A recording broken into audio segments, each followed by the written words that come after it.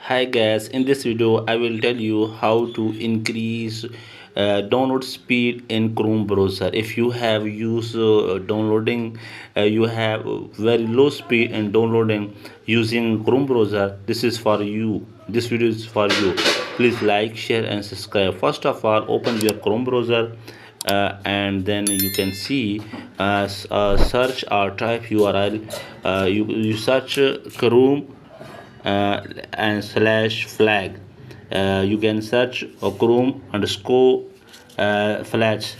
You can see you show this display. You can see like this. So many option. You scroll down. You scroll down and search flag download. Just you download. You can see you just download. You can see there are different download available. You just go for the parallel downloading, and then you select the default button, click and default. Click and you can enable and disable. You select on enable, and then you click on the relaunched button.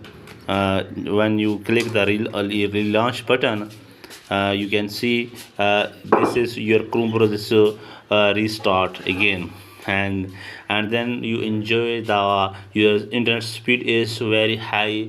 And when you download anything, any video, any software. I hope you like this video. You please like, share, and subscribe.